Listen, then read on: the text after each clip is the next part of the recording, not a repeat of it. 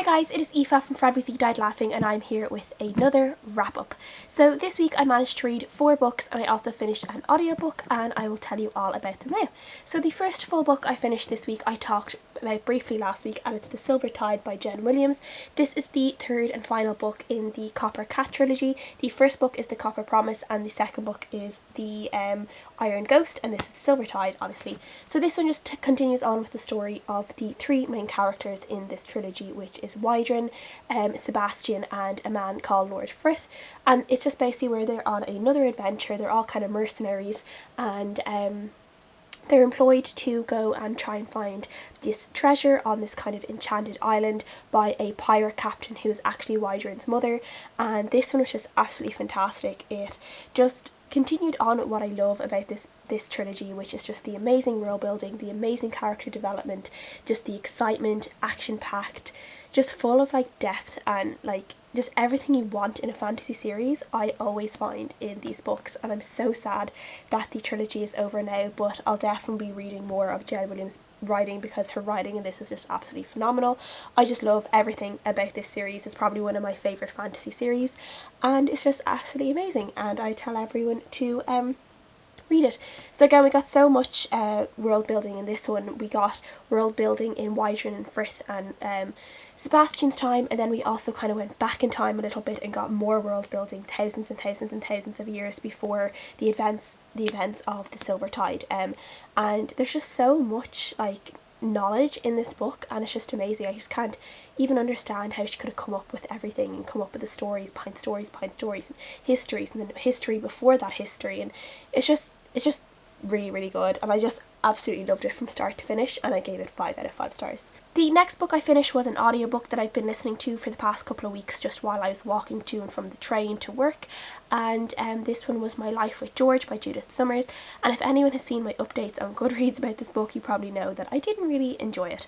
This is basically supposed to be kind of a Marley and Me kind of book, where she's talking about her life with this dog. Her husband and her dad died within a couple of weeks of each other, both from cancer, and she is left on her own with her 8 or 9-year-old son. And after a couple of months they decide they're going to go and get a dog to kind of keep them company, and she gets this Cavalier King Charles called George. And basically, like, when you're getting this kind of book, you're kind of presuming that you're going to get a book a little bit like Marley and Me, full of funny anecdotes about this dog and about how this dog changed their life and all these funny stories about this dog.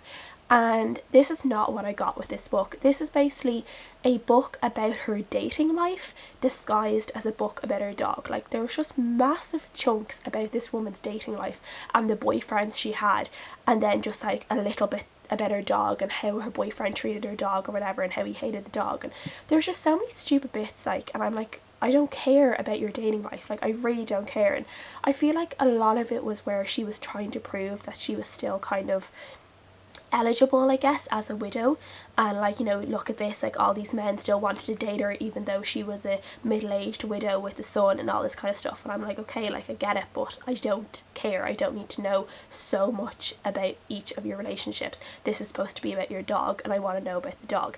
And I felt like at the end she tried to literally, like within like this last chapter in the end, she tried to squeeze in all these funny stories about the dog. Like, she suddenly realised she hadn't really talked about him that much, and there's just so many annoying things that she did like that just really irritated me. There was one story about the first man she starts to date after her husband died, and his idea of a funny story at a dinner time conversation, or at a dinner table, was about the time he didn't like his daughter and his wife's cats, and then one day one of the cats was annoying him, so he put the cat in a box, drove miles and miles down the road, let the cat off at some random park, and then drove home, leaving the cat, abandoning the cat at the side of the road basically. And how when his wife and daughters came home and were looking for the cat, he pretended he had no idea where the cat was. And he thought this was a funny dinner time conversation to have, like a funny anecdote to share over a dinner table. And the cat did come back 6 weeks later, probably completely traumatised, starving, dehydrated, confused as to why that would happen, and he kept his mouth shut and never said anything. And I just thought it was absolutely disgusting, and the way the author Judith Summers was able to laugh it off and say how it was a funny story, even like for an animal lover like her, I was like, no, that is a story of animal abuse, and I don't understand how anyone could go out with a man like that when he was capable of doing something like that to an innocent creature.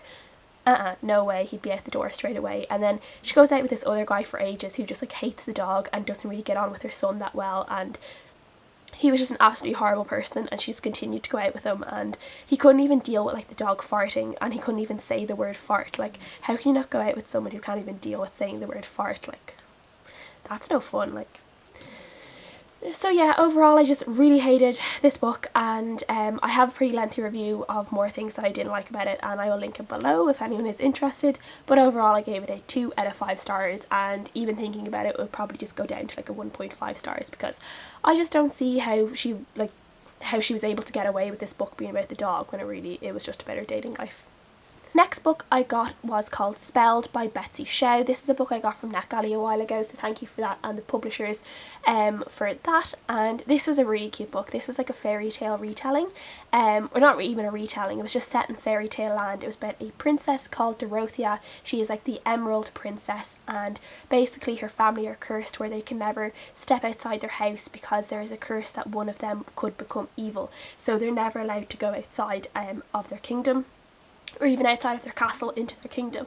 And one day Dorothea makes this wish, not even realising that she is able to make this wish, and everything goes upside down and everything just gets destroyed, and she has to figure out how to save this world. So this was just a really fun, whimsical read. I love these kind of reads where, you know, all these fairy tale kind of elements are pushed into this book, and kind of, you know, an author kind of takes their own tale and all these kind of different fairy tale elements, and it's just really, really fun to read.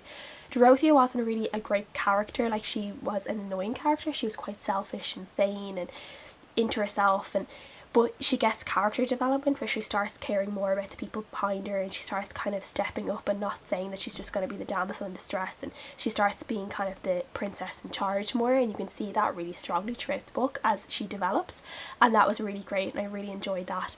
And there were just some really fun things, like, you know, stuff with modern life pulled into this world and put it on a fairy tale spin, such as like the Castle shopping network, and then her Hans Christian Louis Vuittons, which was really funny. And then she also had the cloud storage. They have like a cloud storage actually in the clouds for like storage, which is just really, really funny. Just all those kind of things are just give it a bit of a laugh, and it was just kind of a little bit of fun, and I really enjoyed reading it, and I gave it a 3 out of 5 stars. The next book I finished was The Crimson Ribbon by Katherine Clements. This is a story about a girl called Ruth whose mother is hanged as a witch one day, and she has to run away from her home, which was with Oliver Cromwell, who was quite a big person obviously in English history. This is set in 1646, so it's kind of in between, where there's kind of a civil war going on between people who are kind of the king's men and people who are like the parliament men, and there's just a lot of trouble going around, and there's a lot of things where people are being accused, women are being accused as witches and stuff like that, and basically terrible things are happening to them. So Ruth runs away, and she ends up becoming kind of a maidservant to a woman called Elizabeth Poole, who is kind of an outspoken person, but it turns out that she is like a little bit like of a revolutionary a little bit, and Ruth ends up falling in love with Lizzie, and they kind of have a relationship, but then she's also kind of, Lizzie is a little bit just kind of out there, and she's saying things that could get her into trouble, and it's kind of Ruth trying to deal with Lizzie, and Lizzie isn't kind of, she has this kind of dynamic, charismatic personality, but it's where that she kind of draws a lot of people into her, and she's able to capture them, but she's able to kind of be very manipulative towards them as well, so it's not really a healthy relationship for Ruth to be in either. And it's just about their relationship and how they kind of get into all these kind of trouble, and Ruth has to kind of try and save them, I guess, and it was just really good. I gave it a 3 out of 5 stars just because like I couldn't really see myself giving it more, but I did enjoy it, and I think if people do like historical fiction, they would enjoy it. And again, it has kind of an LGBT theme in it, which I wasn't expecting. I didn't think it would be in it, but it was done really, really well, I think, and I really enjoyed it because Ruth does end up kind of being bisexual more so than 100% gay, because she does have a bit of a relationship with a man in it as well, and that was just really interesting to see, because I think you don't see it all the time in historical fiction, specifically between women. So that was really interesting to see. I love this cover as well. I could just look at this cover all day. So yeah, overall it was a pretty good book. It was enjoyable while I read it, and 3 out of 5 stars. And the next full book I finished is Tigerlily by Jodi, Lynn Anderson, and this was my April TBR Jar pick of the month, if you guys remember, and this was absolutely fantastic. I'm so glad I was able to read this.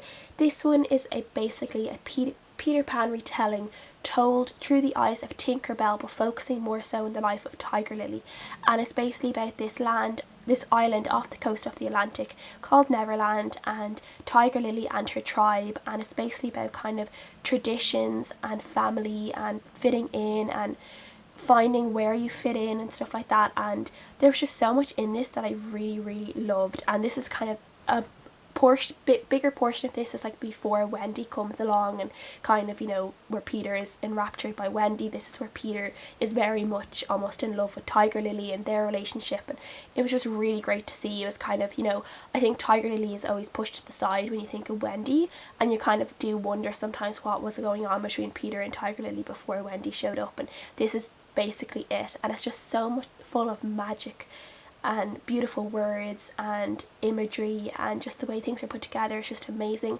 I will link my review to it down below, where I have some of my favourite quotes and stuff as well, and I gave this 5 out of 5 stars because I just love it. As it is the 1st of May, I should be picking out my May TBR jar of the month, and we will see what it is. So my May TBR jar pick of the month for this is Rest for the Wicked by Kate Dean. This is something to do with a woman who is a witch, I think, and she runs a Wicca shop somewhere in California. That is what I'm getting from Goodreads at the moment, but it seems like it's really short. It's only like 170 pages, so I think just seeing as it's a short one, I will try and pick out another book as well. And the next book I picked out is To Heaven by Water by Justin Cartwright. This is a book I randomly have on my bookshelf. I don't even know where it came from, but this is it here, and it's something to do with a man who had secrets from his wife, and now his wife is dead, and now he has secrets from his children, that he's a little bit happier in his life now that his wife is dead. So it's something along those lines, but it is a story of friendship, forgiveness, and of love that comes from unexpected directions.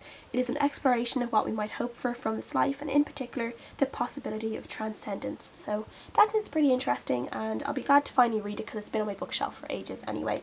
So yeah. So that is it for this weekly wrap up. Please let me know what you guys think in the comments below. Thank you for watching. I'll see you guys again next time. Bye!